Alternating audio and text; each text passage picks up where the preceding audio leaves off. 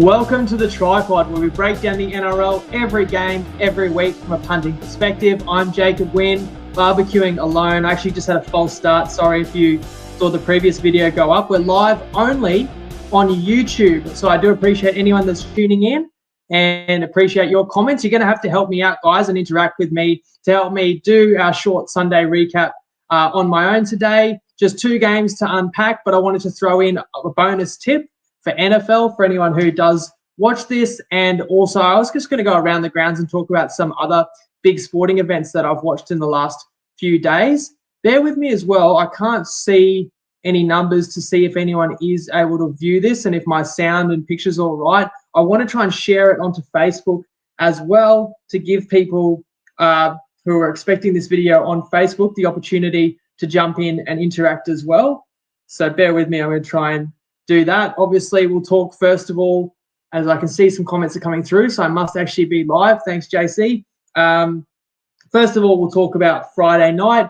I should say as well, the results, we didn't have a best bet this weekend, which that in itself is probably regrettable. And I'll talk about why we didn't. And also we lost the mixed matchup, and that was quite brutal. So bear with me, guys. I'm just going to hit the old friendly share and share this on Facebook. For some reason, Facebook wasn't letting me go live, but we'll try and get it out there to people. Appreciate your comments coming through, guys. Kind of sad or kind of ironic that after we got three absolute belters of games in week one of the finals, 3 in a row, obviously, and even Parramatta against Penrith was a beauty for the first 50, 60 minutes, that then we got a couple of fizzes this weekend. But that does happen at this time in the finals, and I do want to talk about that phenomenon of, teams running out of petrol and whether you can identify it as a better, whether we could have done a better job with that as well, and when you get more extreme results, how you may be able to take advantage of it. Okay, so the mixed matchup, as I said, we've been on a real hot streak with those. We had won 6 of the last 7, something like that. And this weekend, $2.45, we needed Souths to score more points than Parramatta, but they fell short by 2 points, which we will cover as well. But Parramatta, as you can see on the screen, ended up with 40, and Souths, and I'm going to put the graphic of the mixed matchup up there. And I'm going to take away the logo that's obstructing it. You can see we lost 40-38 on a $2.45 tip. People were letting me know how bad that tip was on Friday night, trust me. But it's brutal the way that it actually got that close, with South Sydney scoring 38 the next day. Not having a best bet, but our strongest side of the weekend that we did like was Souths, and we thought they had the greater blowout potential. We both gave you the winner in both games. We tipped, if you wanted a head-to-head winner, we liked Eels and Souths. We felt like Souths had that higher upside for a bigger win, and we always need to be an underdog with the mixed matchup. So it is what it is. You get 2 games. We picked it. We still easily could have won, but we fell short there. Unfortunately, that did hurt. So help me out with your comments, what you thought of the games, and I'll roll through. So let's talk about Parramatta Raiders. Actually, before I do that, I do have Tristan sending me through a recap clip. So let's hear how the bookies went first of all, and then I'll tackle these games. G'day Tripod family, Tristan Merlihan here from Top Sport, and unfortunately we didn't get as close to games in the last week of football as what we got in week one. There are a couple of blowouts there with both the Bunnies and the Eels, way too good respectively. From a punting point of view, there was money for the Raiders plus the start. However, there were some pretty sizable multis on favourite into favourites. Eels into the Rabbitohs. The punters also came for the overs in both of those games. So the last try there sent the game overs in the Parra game, and then it was one-way traffic for the Bunnies. That game moved from close to Pickham a couple of days ago until and they started 2.5 point favourites. So punters all over the South Sydney side, and they were very, very dominant in that space. We move into the prelim finals next week, and we've got a really tight betting game in the Cowboys-Eels game, and obviously the Panthers very, very warm favourites against the Bunnies. And you'd probably expect if Penrith do navigate through that game, there'd be a similar sort of price in the grand final. So fascinating week coming up. Hope you're back to winner if you had a bet over the weekend, and we'll touch base during the week. Thanks, Jeff. Thanks, Tristan, for that. And also, Jeff, in the comments, just let me know that I tried to share this live video onto Facebook. and shared the wrong link to the wrong video. So now I'm just trying to get it right this time, because I want to try and get as much interaction as I can and not have anyone miss out on this show. So that's the beauty of going live, hey? Everything that can go wrong usually does, but we're nearly getting there. Guys, favourites winning head-to-head, but mind you, South Sydney was only a slight favourite. One of the reasons that South Sydney became a slightly bigger favourite last night was also Talakai being ruled out, which we didn't know for sure was going to be the case when we did the pod on Wednesday. But I will talk about that South Sydney game a little bit more in depth after the Parramatta Raiders game. Okay, so a lot of people gave the Raiders a chance in this one. First thing I'll say is I said a week ago I cost us a winning best bet or two when I didn't want to go against Parramatta when they played Penrith, and Padonis would have had a best bet on Penrith, and you could have laid 7.5. And as we know, Parramatta ended up losing that game by 20. The previous 6 weeks this season, so rounds 21 to 26, we were on Parramatta for a best bet every week. So we have really liked and respected what the Eels are about and what they're capable of. And as I said, I vetoed the tip last week, cost us a best bet winner. At least we built it into the mixed matchup by going against Parramatta last week, and it won. And then I did the same thing this week. So that's where it balances out, and that's where hopefully you get the strength of having two people attacking these games and approaching these games and making the decisions about what's the best bet. Because for Padonis, you would have taken the points with the Raiders or a Parramatta under, and I just didn't want to go against Parramatta again for the same reasons, even though it was a fairly steep line, and even though Raiders on their best day could have made a tight game of this. And in that case, it saved us losing a best bet or two, but we did still go against Parramatta for the mixed matchup. And unfortunately, as close as we went, we fell short. And it's always hard when you look at a team like the Raiders, as I said, on their best day, and the form that they took down to Melbourne and got the upset down there was capable of making this a close game against Parramatta. But you just don't know at what point a team is going to run out of steam. I think a couple of years ago, the Raiders made a good finals run. They pulled an impressive upset victory in week 2 of the finals, beating the back-to-back defending champion Roosters. So this was in 2020. And then the Raiders played the Storm in the prelim and got blown off the park early. And that's what happened in this game. And it was disappointing. But my first reaction, or first thing that really stood out to me, was Parramatta willing to be who they are, which is the team that led the league in offloads. So I think both these sides' strengths of their forward pack, the Raiders had to win through their pack, but Parramatta's pack is equally formidable. And Parramatta was winning the forward battle, but it really helps. You're almost generating extra tackles when you can offload out of contact, and Parramatta offloading freely. And I think that they're looking at it going, right, whatever we did last week, we weren't good enough to beat Penrith. We may get another shot at them. We've got to be ourselves, and we've got to play our brand of footy. You add that element of risk in there when you're going to offload the ball more freely, but you become so hard to handle.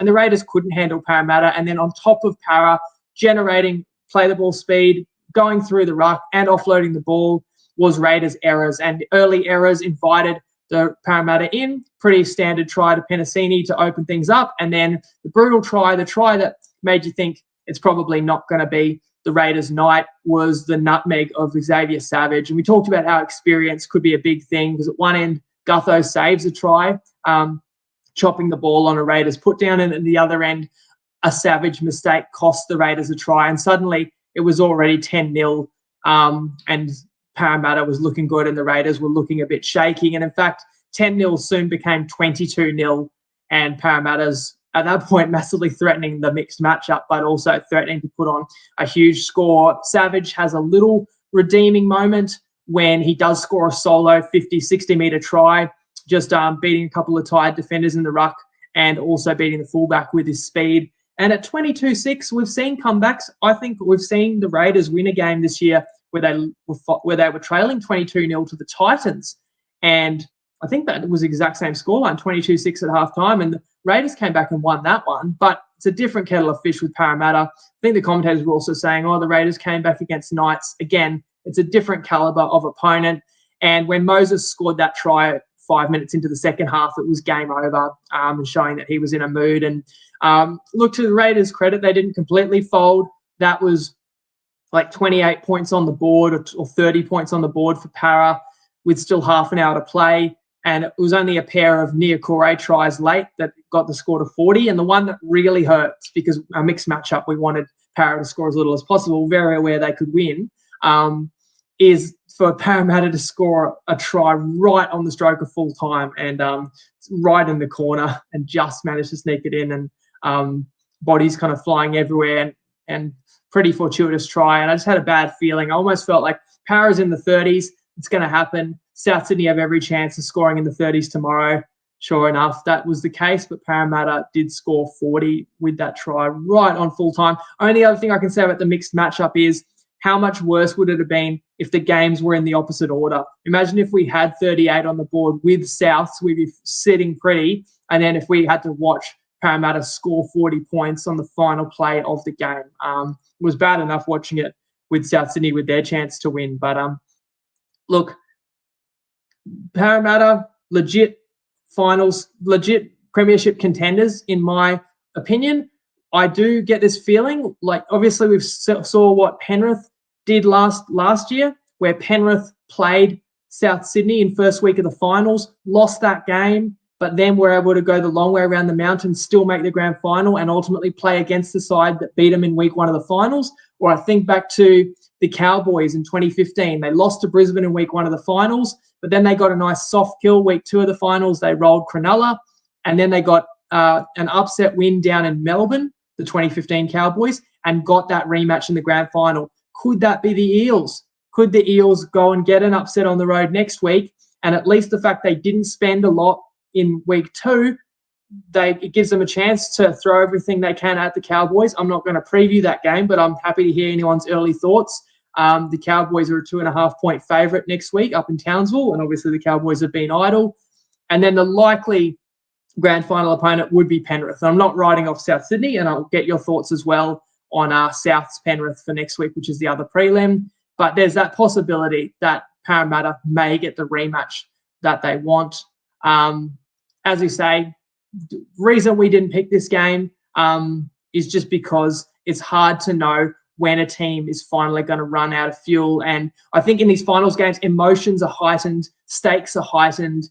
Teams might not have much left, but everyone's trying to give everything. And then when one team gets on top, don't forget, by the time there's only 4 or 6 teams left in the competition, everyone is good and everyone is really good on their day. And you get one team that's a really good footy team that has the momentum, that's on a roll, that's powerful, and that's when the score can blow out. And, we didn't take kind of an either team 1-12 or anything like that in either of the games this weekend because we saw that potential. But if anything, we thought the Friday night game had a chance to be closer than the Saturday night game. If you've got any thoughts on how that one played out, Parramatta Raiders, or how you went, let us know. Just a little post-mortem on the Raiders. From where they came from, I think only 2 wins in their first 8 games, completely written off, to get all the way into the second week of the finals, to show what they were capable of once Jamal Fogarty joined the team, which was only in the last couple of months of the season. The former Joe Tapine has been a revelation.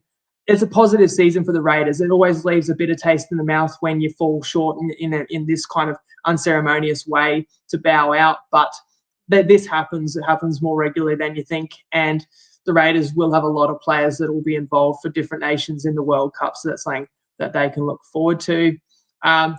Let's move on to Saturday night's game. And going back to this theme of teams running out of steam and whether we should have predicted it, and we probably should have predicted it with the South's best bet. It's funny, I was talking to Padonis 7 days ago, and just after we'd done the live recap, we were talking about what's the lines for week 2 of the finals, which we usually don't even look at prior to Wednesday because they might move anyway.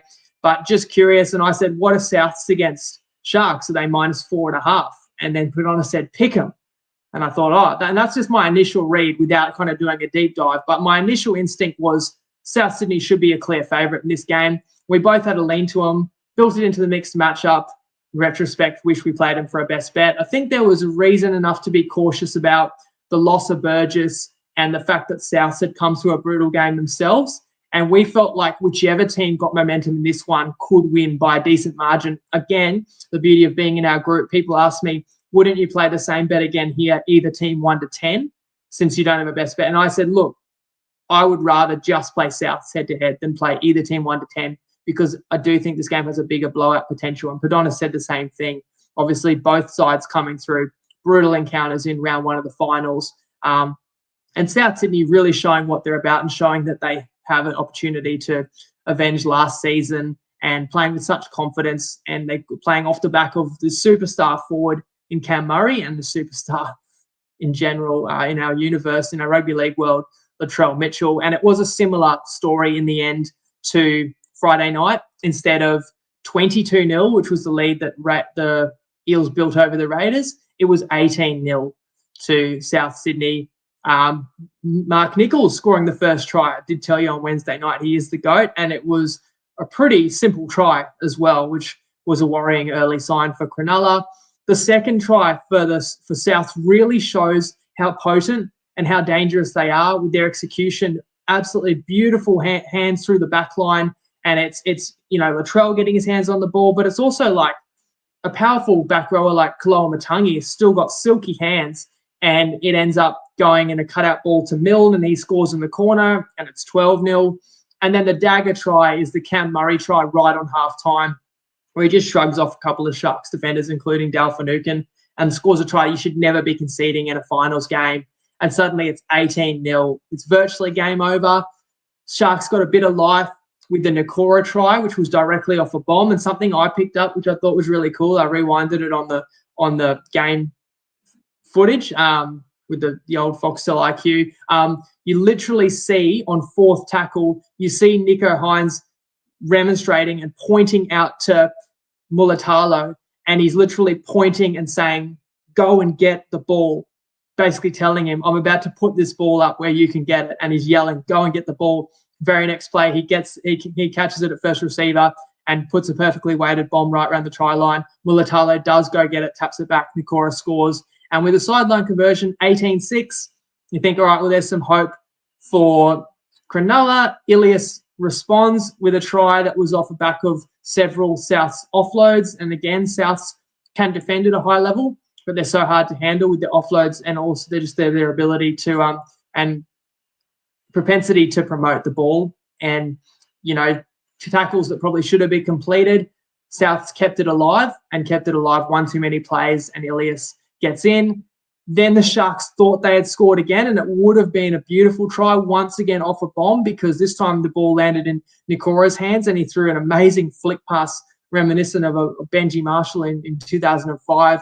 Ultimately gets called offside for Ramian. So that was a bit disappointing for Sharks, because they thought they'd pulled the score back to 24-12, and they thought they'd gone try for try. The Sharks did get the next one, so it was 24-12 at one point, but the Walker try ultimately iced this one, and Walker steps inside, and we know what a dangerous ball runner he is, but it's Cam Murray's ability to ball play and to dig really deep into the line and then put the ball on the money to his outside men, to his playmakers, that sets up the Walker try.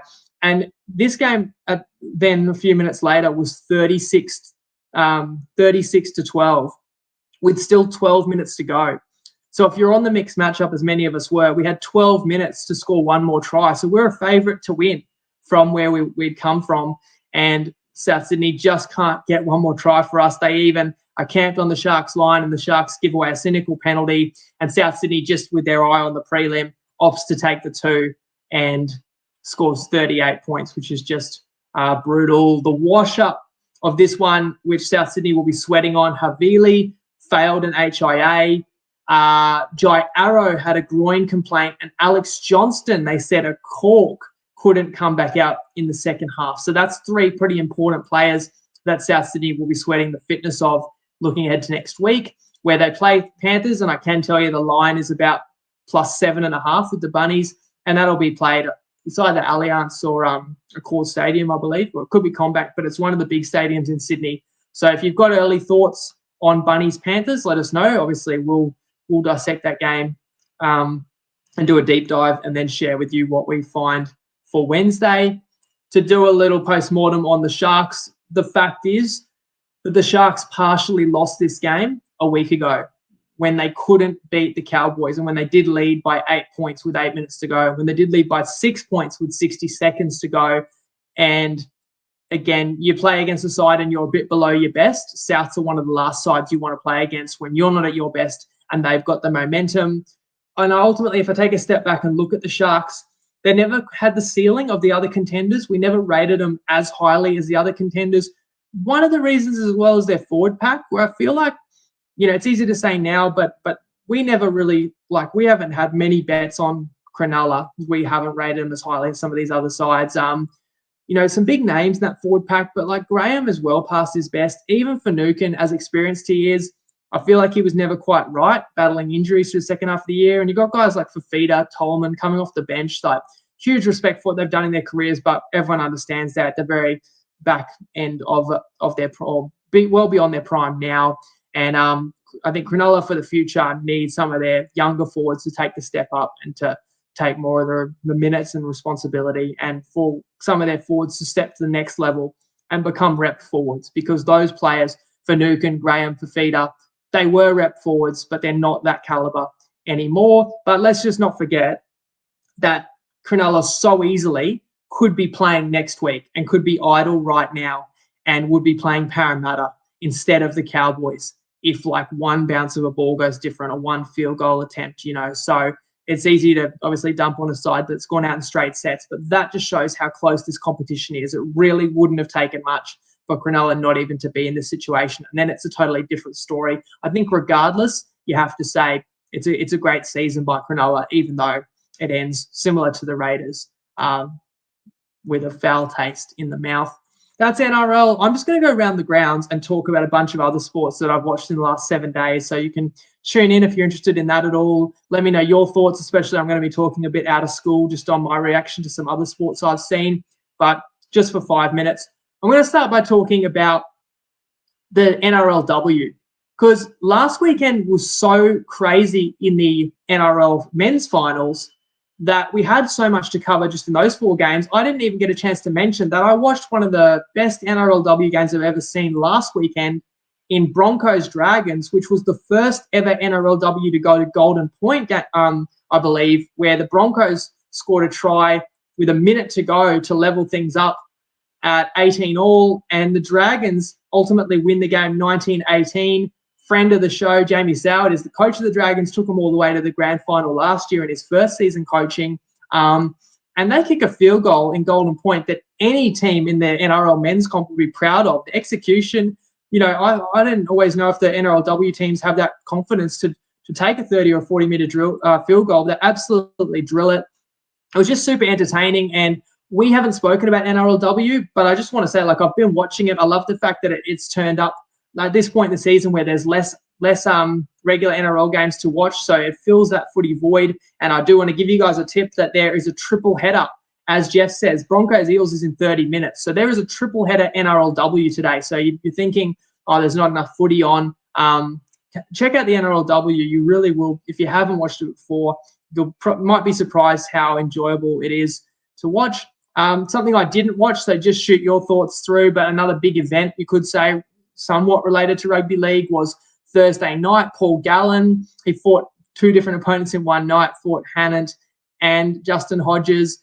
Did anyone watch that? Did anyone pay for it? Was it worth it? From what I heard, I saw very minimal highlights and heard people talking about it.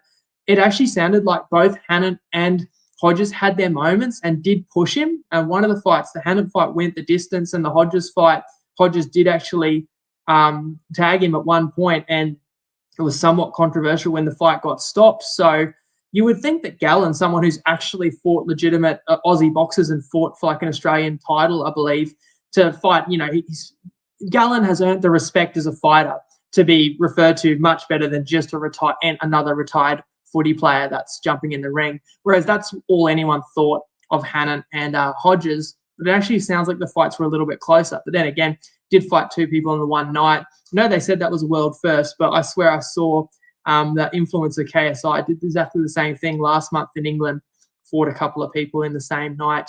But if there's any thoughts, Ocho saying it was just a money grab, and saying no. I think that might be a response to whether it was worth it.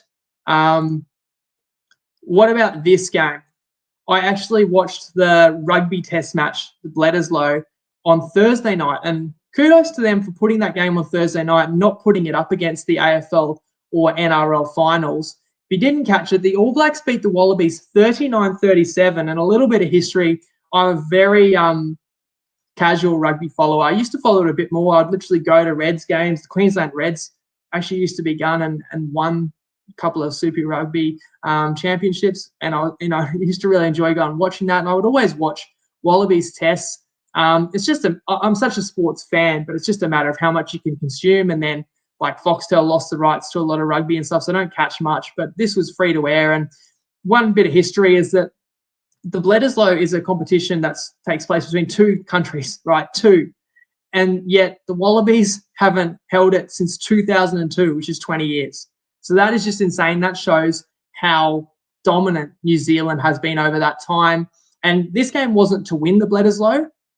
Well, even if the Wallabies had won, they still would have to win next week. But it was for an opportunity. And the All Blacks have looked a little bit vulnerable lately. If you haven't followed rugby, like they lost at home to Ireland a couple of times. They lost at home to Argentina for the first ever time. I think they had a loss to South Africa sprinkled in there.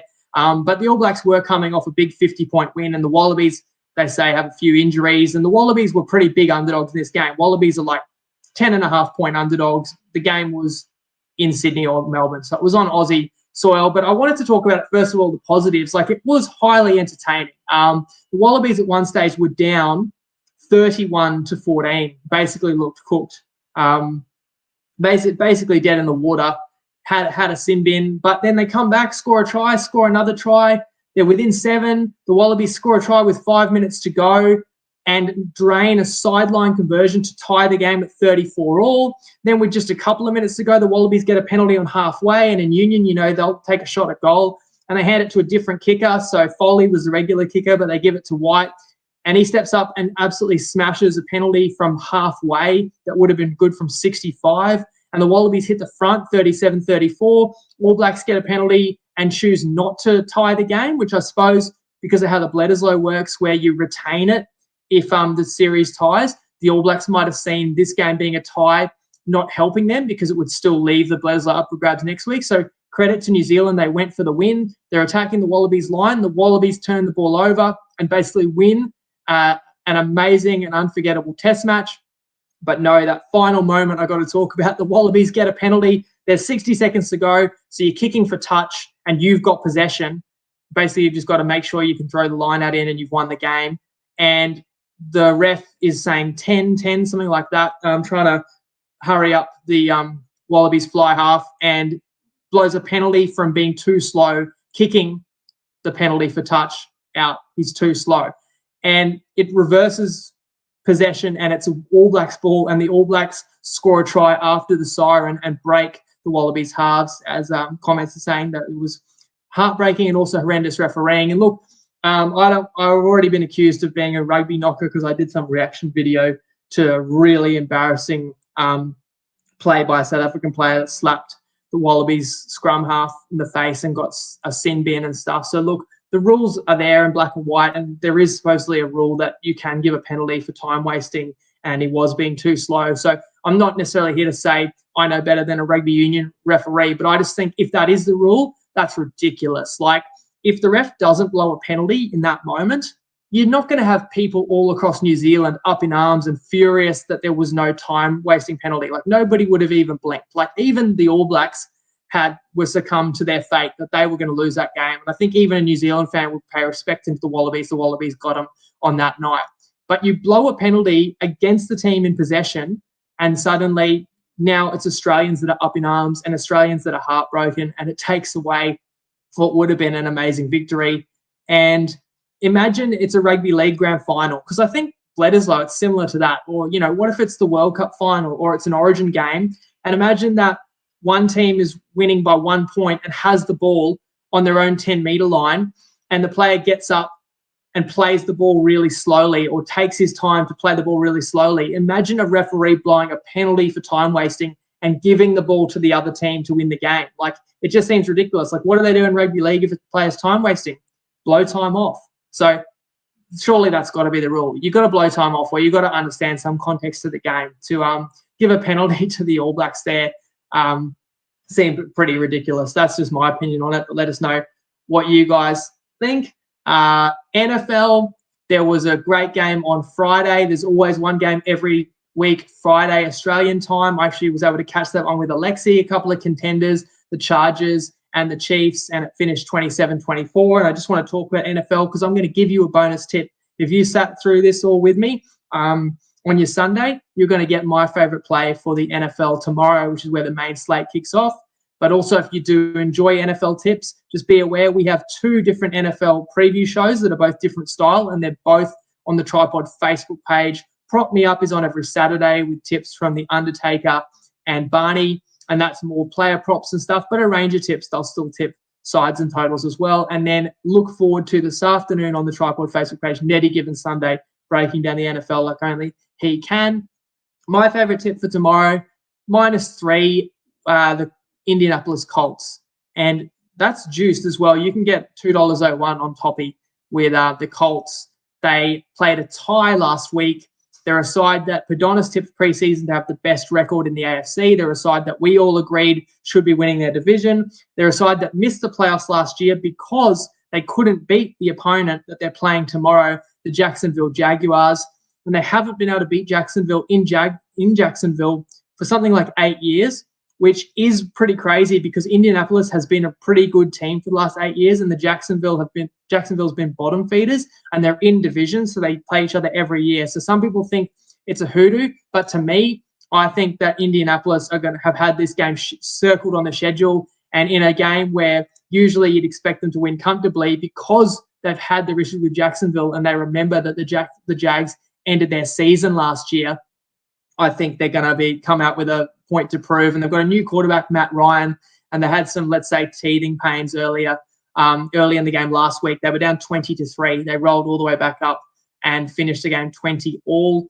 Jacksonville was definitely respectable last week, but they got a new head coach, and I don't think they've solved all their problems in 1 week. So I think Ocho's saying the Jags are something like 9-0 against Indianapolis in home games in the last 9 years or something. So I'm looking for that trend to be reversed, and laying only a field goal would be my play. And one other sporting event as well, AFL. We've got the AFL Grand Final. If anyone's got any thoughts on that, comment who you're tipping for the AFL Grand Final. Happy to hear it. But that was the closest finals game this weekend. You got, unfortunately to say, for the Brisbane boys, the boys in the Olympic City who follow the pod, the Lions had a couple of upset wins in the finals, got to a prelim but got thumped by the Cats. So that same theme of these big finals games ending in blowouts following the NRL. That was Friday night with the Lions going down to the Cats. But then this was a belter. The Magpies and Swans is a 1-point final, Sydney winning 95-94, and the Swans were winning this game by 37 points at one stage late in the third quarter, and the Magpies gave them one hell of a fright, coming nearly all the way back. It's another one where it just goes to show you the narrow margins in these competitions, because the Magpies are going to be sitting out now, and they're going to be watching the Swans and Cats play in the AFL Grand Final next week, thinking that Magpies-Cats was a tied game with a minute to go in week one of the finals. The Magpies easily could have upset Geelong in week one of the finals and gone on a different path and got a week off and hosted a prelim and would have been hosting Brisbane and could very well have made this grand final. And then they're going to be watching the Swans, who they spotted a 37-point lead and who they let score the first 26 points of the game and came all the way back and missed out by 1 point. They're going to be watching those two teams go battle and think, that's how close both of their defeats were. So, and of course, there was controversy as well. X Factor's commenting, really controversial goal that was given to the Swans. I think that was one where a Swans player, he really didn't mark the ball. He just seemed to bounce it or kind of like push it into the ground and land on it and got awarded a mark and then kicked a goal. And that obviously, when a game finishes by 1 point, I mean, it is subjective in any sport. It did seem subjective to me, like in the AFL umpiring, what's a free kick, what's not, what's prior opportunity, what's not, what's worthy of a 50-metre penalty. So you can point to a lot of moments, but no doubt it was pretty enthralling and it was pretty exciting. And I also give credit to the fact that that AFL game kicked off at like 5 p.m. So we actually got that one ahead of the NRL. They didn't go head-to-head. So a lot of people probably did sit down and watch that. And if you're like me, you're a very casual AFL follower. You may not have watched much AFL this year, but you're probably going to sit down and watch the high-stakes games. And the prelim was was pretty exciting. And obviously I'll be watching the AFL Grand Final next week, and no doubt that'll be exciting too. And if you do like AFL and you do want to punt on it, give a shout out to Eddie Betts, who's in our group, who does tip AFL, and a couple other boys do as well. Share AFL tips every week in the group. All right, that was me going around the grounds for 10, 15 minutes on some other sports that I really know little about. So hope you didn't mind that. Appreciate people that did tune in. Hope you guys enjoy this, even if you're not watching it live. By doing it this morning, I've given people the opportunity to catch this whenever suits them throughout their Sunday, which I hope is a great day for you all guys. And I'll see you back on Wednesday to preview some preliminary finals. Lego.